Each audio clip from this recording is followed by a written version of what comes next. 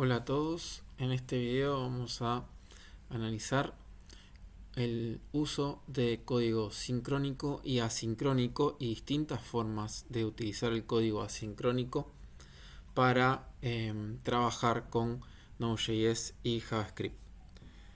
Bien,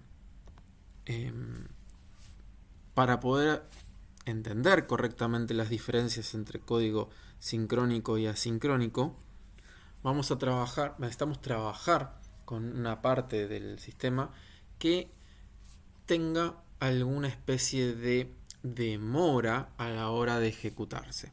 Es decir, si vamos a trabajar con variables en memoria y operaciones simples, no va a haber suficiente tiempo para apreciar el efecto que tiene el uso de código sincrónico y asincrónico. Entonces, vamos a utilizar este segundo ejemplo, donde hay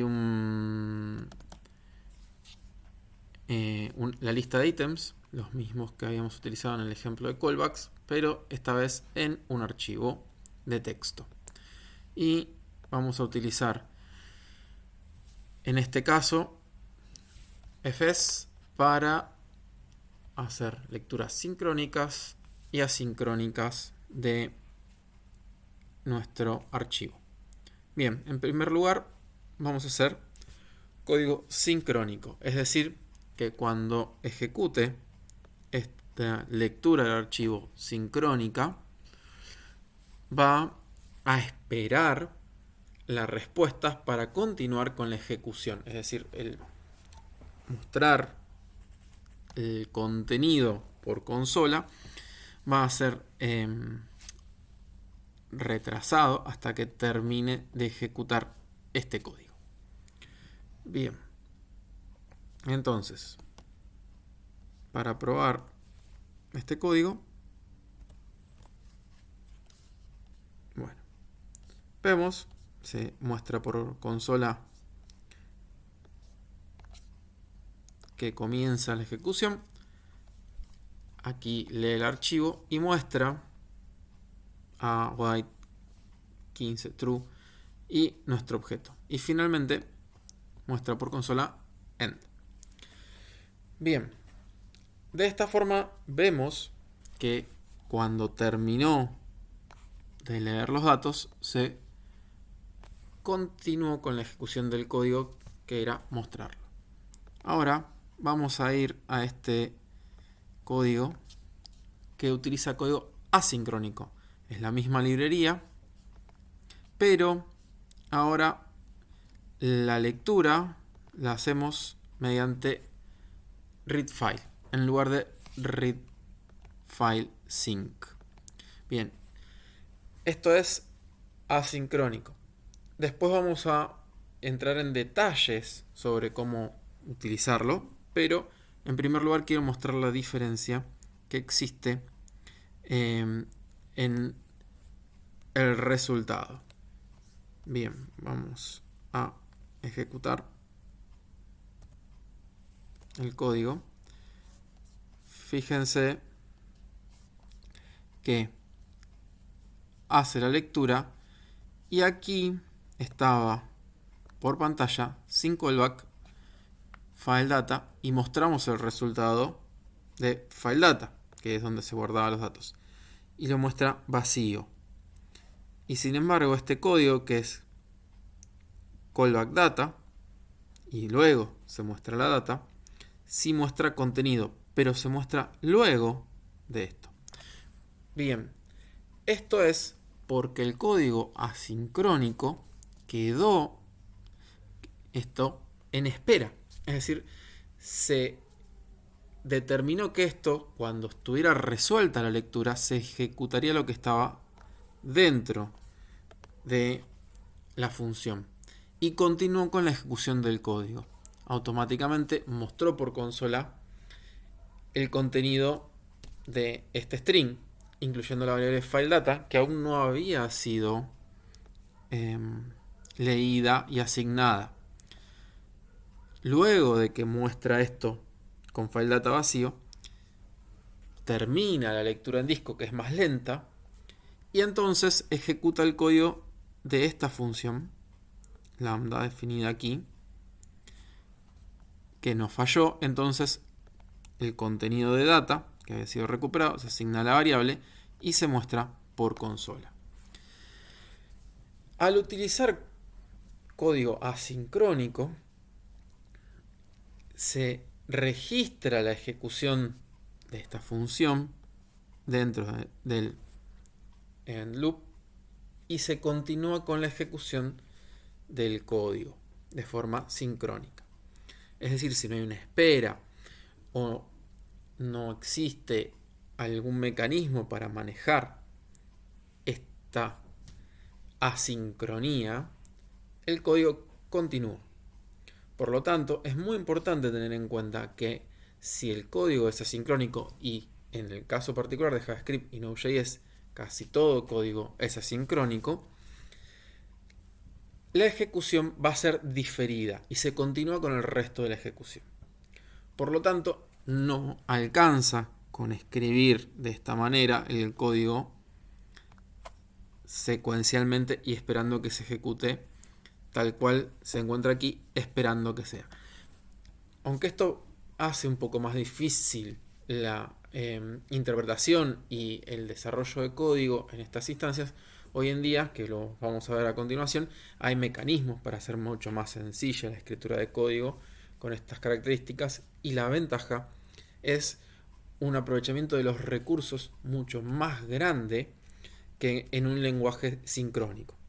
Entonces, se incrementa la complejidad y la dificultad del código en beneficio de la performance. Hoy en día, además, en las nuevas versiones del lenguaje, se ha hecho mucho más sencillo ejecutar código asincrónico de forma bastante más transparente. Ahora vamos a continuar viéndolo. Pero es importante entender que mucho del código existente en JavaScript hasta el día de hoy está escrito de esta forma, donde para manejar esa sincronía se definía una función callback que se ejecutaba cuando esta función terminaba. Nosotros podríamos haber definido aquí una función llamada printData, y acá simplemente como tercer parámetro pasar esa función printData. También la podemos definir aquí dentro y utilizarla de esta manera. Una vez, se le pasamos como parámetro items y UTF-8, que es el encoding del archivo, se lee el archivo y una vez que se logró hacer la lectura, se ejecuta la función callback.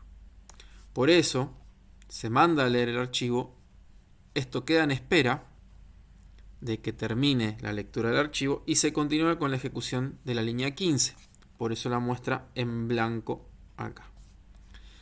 Luego, cuando terminó la lectura, se busca cuál era el lenguaje, se encarga de buscar cuál era el código que debía ejecutar, que es este callback, y entonces lo ejecuta. Si hubo algún error, se pasa a mostrar el error. En este caso no lo hubo, entonces se asignó la variable y se mostró. ¿Podría haberlo mostrado directamente sin asignarlo? Sí, la idea de asignarlo era mostrar que aquí, a pesar de estar usando esta variable y estar posteriormente en el archivo, esto se ejecuta antes. Bien, bueno, espero que eso se entienda, la diferencia entre sincrónico, donde cuando se ejecuta algo en forma sincrónica, sí se respeta exactamente el orden en el que estén escritos las instrucciones, y cuando es asincrónico no es así. Por lo tanto, se tiene que utilizar algún mecanismo. En este caso se usó un callback. Una forma que surgió luego de resolver y simplificar estas situaciones es utilizando promesas o promises. Para eso utilizamos dentro de Fez, usamos promises, y dentro de promises readFile. En este caso lo que hacemos es solicitar la lectura del archivo items.txt y fíjense que no estamos pasando ahora un tercer argumento con la función ejecutar, sino que vamos a aprovechar una innovación del lenguaje que fueron las promesas. Antes de que estuviera incluido dentro de el propio lenguaje, había muchas librerías que permitían hacer esto. Hoy, por suerte, se encuentra definido en el lenguaje. Sin embargo, puede ser que encuentren algunos módulos o algunas herramientas desarrolladas que hayan sido hechas con algunas de estas librerías. Básicamente hay una serie de condiciones que ustedes pueden, digamos, esperar que se cumplan y cuando se cumplen ejecutarlo. En este caso estamos usando then, que es cuando se completa satisfactoriamente esta tarea, y catch, que se utiliza cuando no se pudo completar esa tarea. Acá tenemos dos veces, acá utilizando return y acá sin utilizar return, para mostrar las diferencias entre una y otra. Bien, acá decimos que cuando se termine de hacer la lectura, esta data se devuelva. Simplemente era para agregar un paso adicional. Y luego con esta data se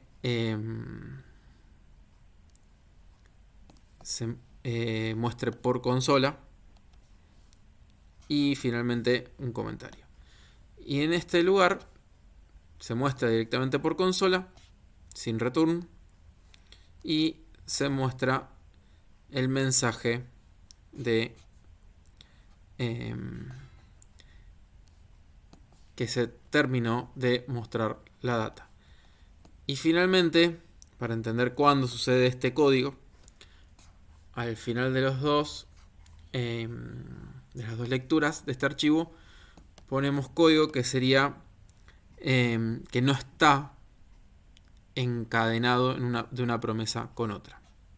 Bien, vamos a ejecutar primero este código y después vamos a ir analizándolo. Perdón, había un error mío y me faltaba inicializar los módulos con npm. El error es este.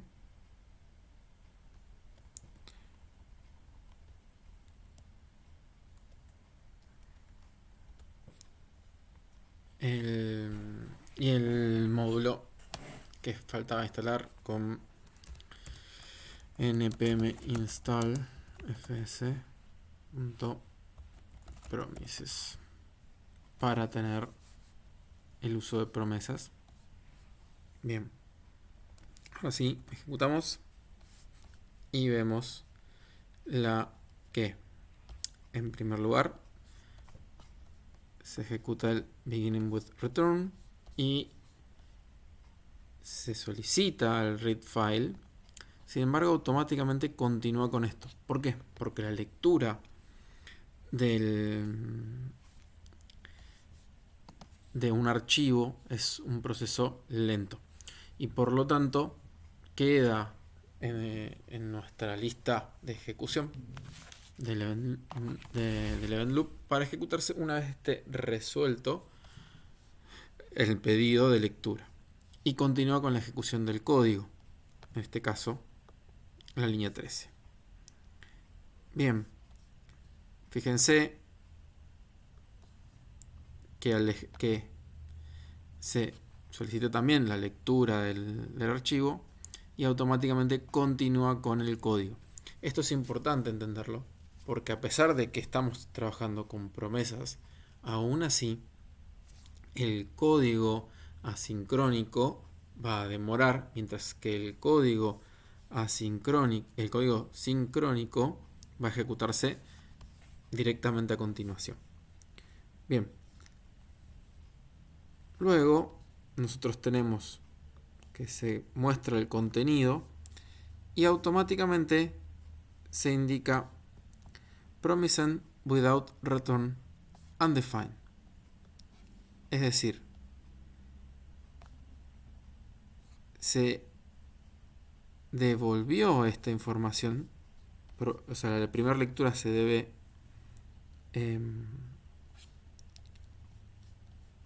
al console log, pero no se contaba, digamos, no queda esto registrado en la variable data. Y sin embargo, luego tenemos promise end with return, y fíjense que sí obtenemos esta información. Eso se debe a que acá estamos usando el return data. De esta forma, el resto de las promesas que quedan encadenadas pueden tener acceso a esta información. Bien, esto es importante por dos motivos. En primer lugar, una promesa devuelve a su vez otra promesa. Por eso podemos encadenar el read file de promesa, nos devuelve una promesa. Cuando se complementa, ejecutamos esto y se vuelve a generar una nueva promesa. Y así sucesivamente. Por eso podemos encadenar una con la otra. Bien. Y lograr que el end with return suceda al final. Entonces, es ligeramente menos caótico que el uso de callbacks, pero tiene su grado de dificultad empezar a entender promesas. Sin embargo, al empezar a utilizar y encadenar las ejecuciones, se vuelve más fácil controlar el orden en el que van a ejecutarse los pasos. Importante es no salirnos de la ejecución, digamos del orden de ejecución, incluyendo cosas que no estén dentro de una promesa o de un encadenamiento de la promesa. Finalmente, la otra forma de hacer esto es con async y await.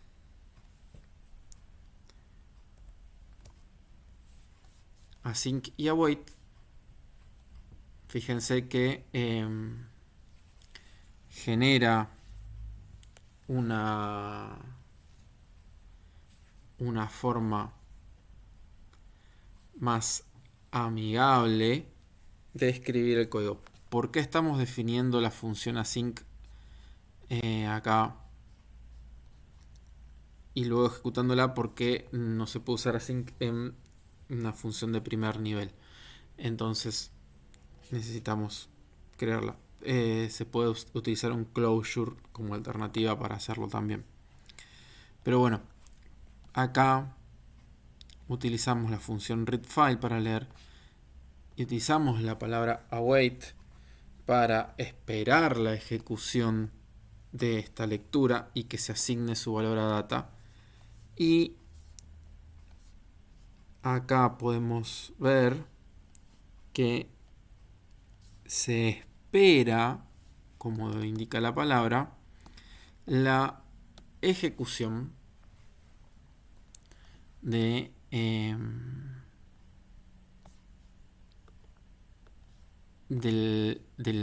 la línea 6 a que se complete para que se ejecute la línea 7, que es promise end with async await. Se muestra el contenido y luego se muestra esto. Al ser esta ejecución tan rápida, no tenemos que utilizar await para esperar la ejecución de esta. Pero lo importante es que cada vez el código se vuelve más simple. En este caso particular tuvimos que definir una función por las particularidades de async, pero básicamente este es todo el código que pasa a ejecutar nuestra lectura asincrónica y es mucho más fácil de entender y de leer a lo que nosotros estamos acostumbrados dentro de un lenguaje sincrónico. Solo se agrega las llamadas de await y de async para hacer esto, y de esta forma tenemos código similar a lo que estamos acostumbrados, que aprovecha al máximo el uso de los recursos. También es importante ver que no solo estamos más acostumbrados a eso, sino que es mucho más fácil la lectura y el manejo de el error. Primero que nada se vuelve una secuencia de pasos como estamos acostumbrados, pero el manejo del error se hace a través de una estructura a la que ya estamos acostumbrados, que es el try catch. La única condición es que en todas las operaciones asincrónicas tengamos la precaución de utilizar correctamente await dentro de nuestra función para lograr esa espera. Bueno, espero que les haya resultado útil la explicación de asincrónico y sincrónico. Hasta la próxima.